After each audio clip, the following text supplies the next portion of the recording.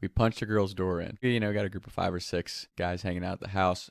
And at the time, I was real tight with my neighbor across the street. We were trying to figure out, you know, our usual weekend plans were to ding dong ditch or mess with somebody. And we get word from my neighbor that his ex-girlfriend low-key kind of played him and cheated on him, you know, kind of frames her like a bitch. So, you know, us are like, oh, street justice, we'll go take care of this. Her house was kind of the perfect setup. Across the creek behind my house, go through these woods, about an acre worth of walking through the woods, and then you come out into the back of the neighborhood that this girl happened to live in. You have to walk through this guy's backyard to get to this cul-de-sac and then walk a couple blocks to this girl's house. So my neighbor, he's afraid, like, I don't want, you know, any of this to come back on me.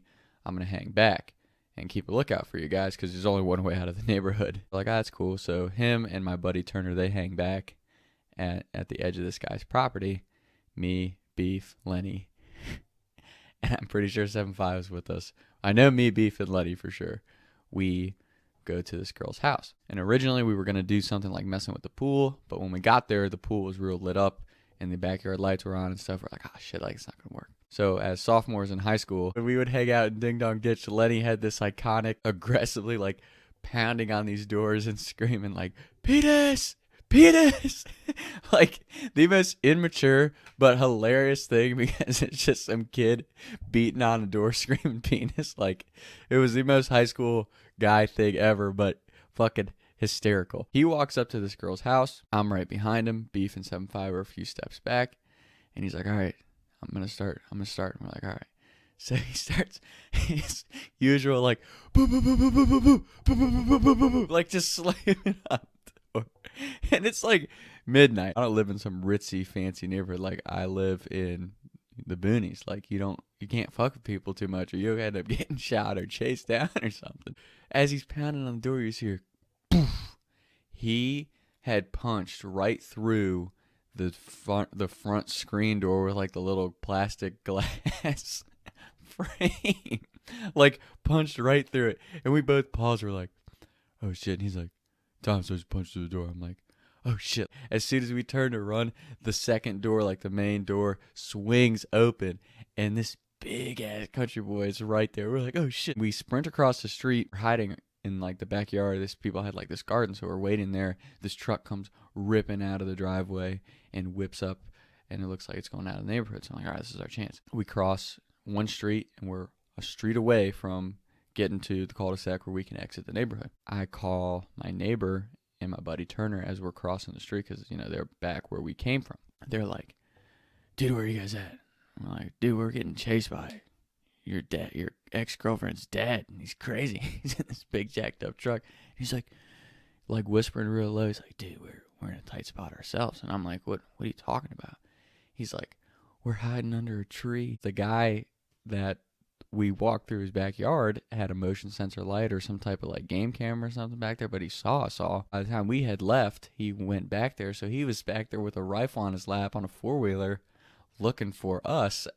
So my 2 buddies are hiding there and I'm with my other 3 buddies and we're getting chased by this guy. So I'm like, that's even scarier. So you hang up, run across the street, and we're kind of stuck now because like, we can't go back through the cul-de-sac till that guy leaves, and this guy in the truck is apparently looking for us somewhere where we could exit out the front of the neighborhood. We're trying to figure out what to do, and we're standing under the street light by this electrical box in this apple tree or, you know, some type of little tree right there.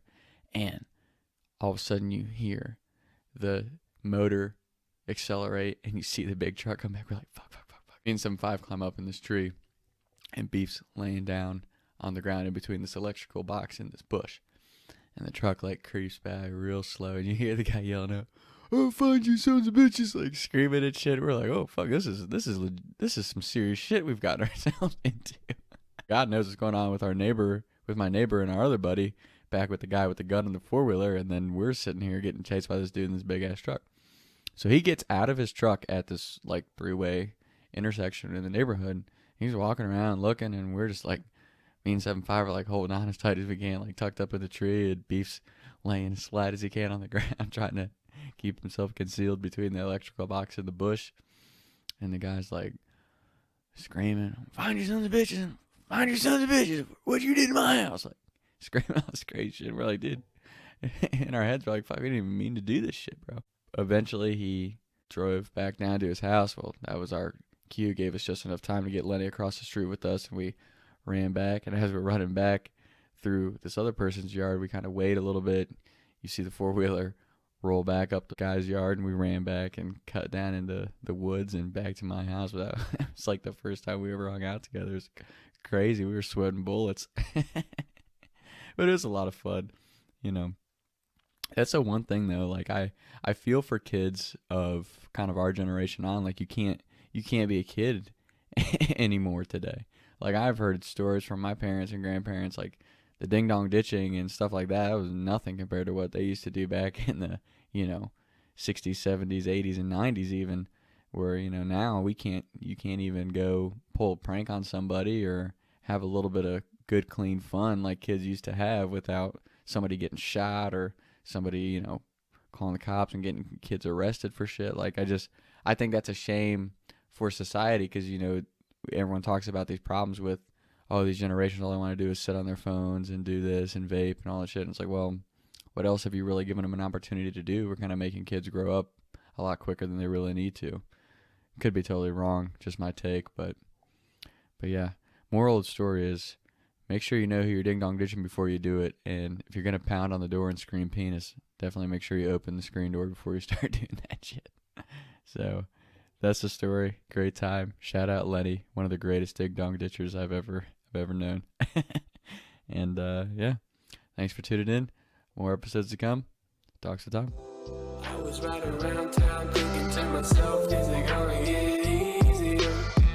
I'll be up and away up the street and babe, but I can't even breathe no more. What's it to me? What can I see? Taking shots by the lake till I can't even breathe no more. See no more.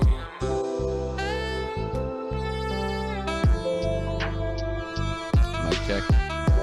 Mic check.